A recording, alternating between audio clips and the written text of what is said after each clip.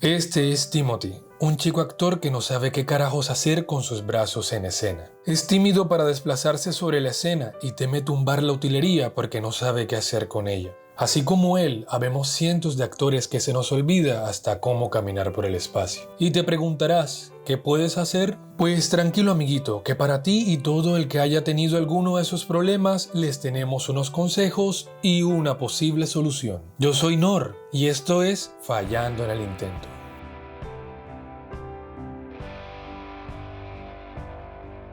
El movimiento del actor es el complemento de la palabra, le da mayor énfasis y se convierte frecuentemente en expresión suprema. Ahora, vamos con una observación rápida. Pillen que los movimientos que se ejecutan en la escena van con mayor frecuencia y variedad que en la vida real. Cosas como hablar por teléfono, escribir una carta o comer se hacen con mayor rapidez. Tengan en cuenta que cada movimiento debe tener su razón de ser y que cada uno de ellos va a ser registrado por el público. Así que movimientos fuera de lugar van a distraer a los espectadores. Y no queremos eso, ¿cierto, Timothy?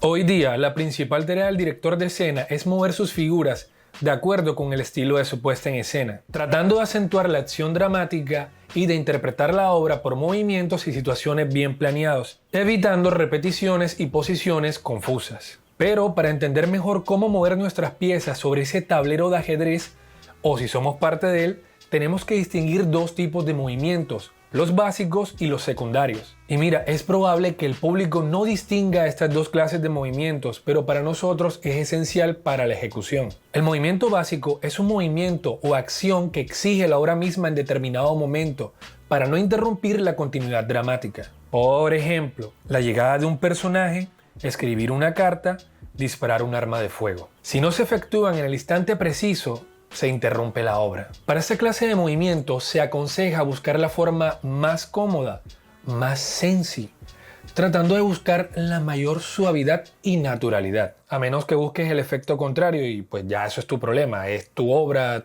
tu serie, tu película.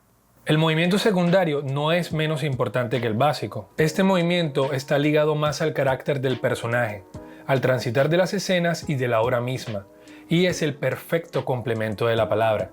Mejor dicho, el movimiento interpretativo. Debemos movernos siempre dentro del carácter del personaje, ejecutando movimientos frecuentemente pequeñitos y con la mayor naturalidad posible, buscando darle el peso a nuestra interpretación. Aunque si te la embarras en un movimiento secundario no salta tanto a la vista del público, pero tus compañeros sí lo van a notar, sobre todo si es algo que ya está cuadrado. Y esto es para ti que eres morcillero y te gusta meter textos y movimientos donde no van. El movimiento secundario acompaña y le da mayor claridad a los cambios emotivos y también a las reacciones que tienen nuestros personajes, pero nunca distrae al público. En resumen, todo movimiento básico el actor debe prepararlo por medio de movimientos secundarios que ayuden en su ejecución. Una salida de escena, por ejemplo, exige su preparación. Levantarse oportunamente del asiento, tomar el sombrero y acercarse a la puerta. Así se logra dar suavidad o rapidez al movimiento básico. Ahora vamos con unos consejos para mejorar nuestra agilidad y naturalidad del movimiento. Y Timothy me va a ayudar con algunos. Así es, hagámosle. El camino más corto, el movimiento más sencillo, más fácil para llegar a un lugar designado será generalmente el más cómodo y, por lo tanto, el más natural. Para dar una vuelta, el actor debe buscar el ángulo más corto, que producirá un efecto de mayor naturalidad. Esa regla es contraria a la vieja escuela teatral, que exigía siempre la vuelta de cara al público. Ahora, eso no quiere decir que vas a dar la espalda a lo pendejo.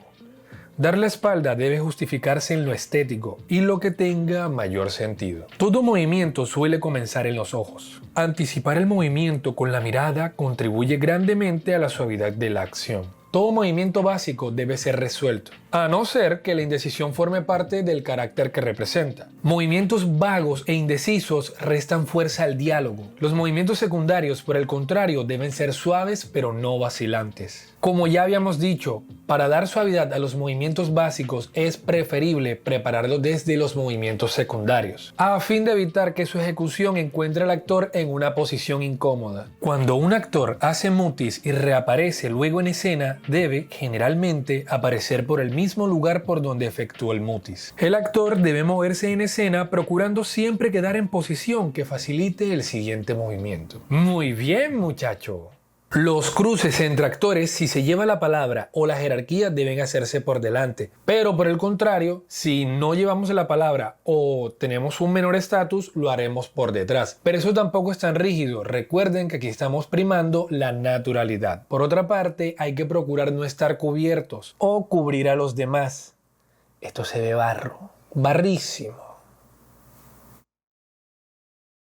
El actor debe cuidar que sus modales correspondan al ambiente o a la época de la obra. Y por último, los movimientos violentos o agresivos no deben ejecutarse con ímpetu, sin que sea una fuerza desmedida, sino por el contrario, ser totalmente controlados y que dominemos la situación. Dicho esto, pasemos al momento donde todos nos hemos sentido unos inútiles.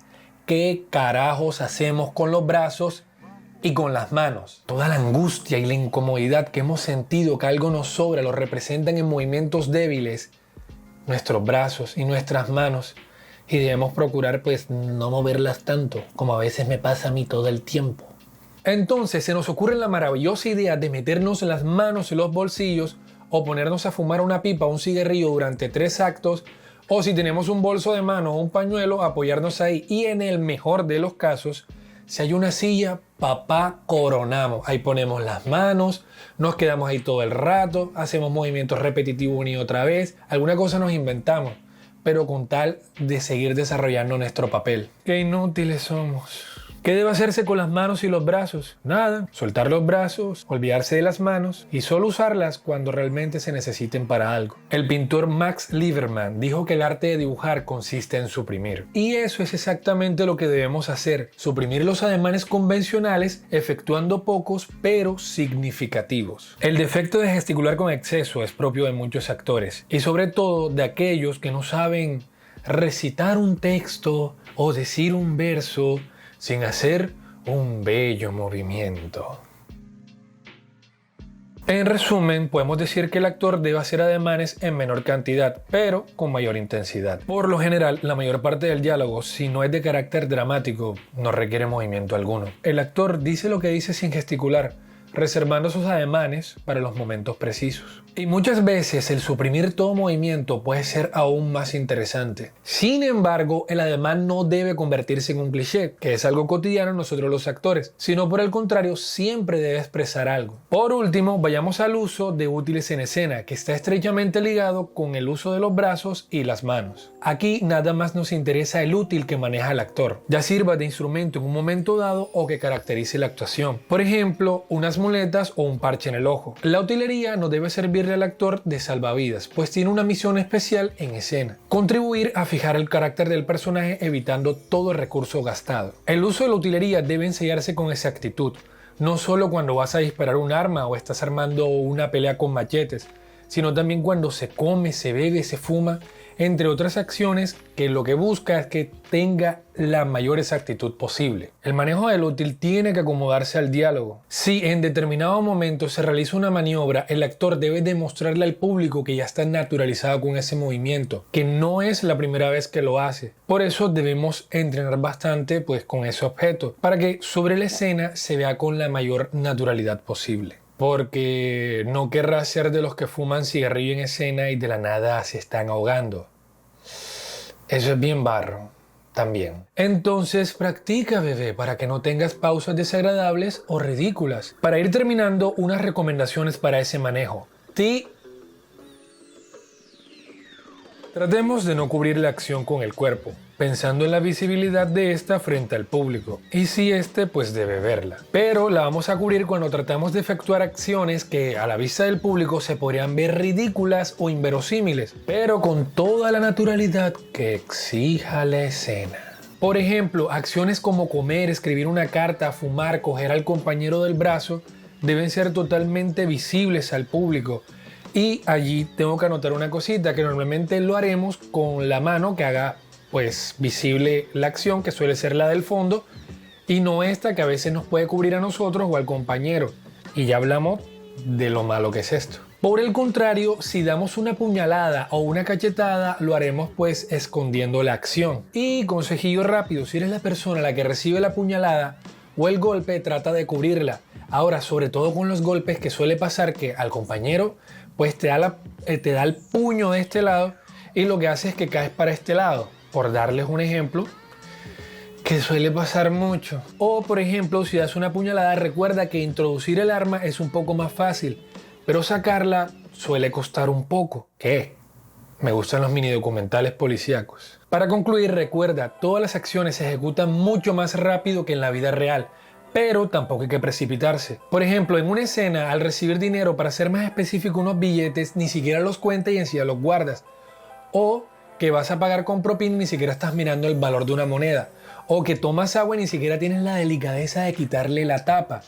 O sea, estos detalles pueden parecer insignificantes, pero el público está muy pendiente.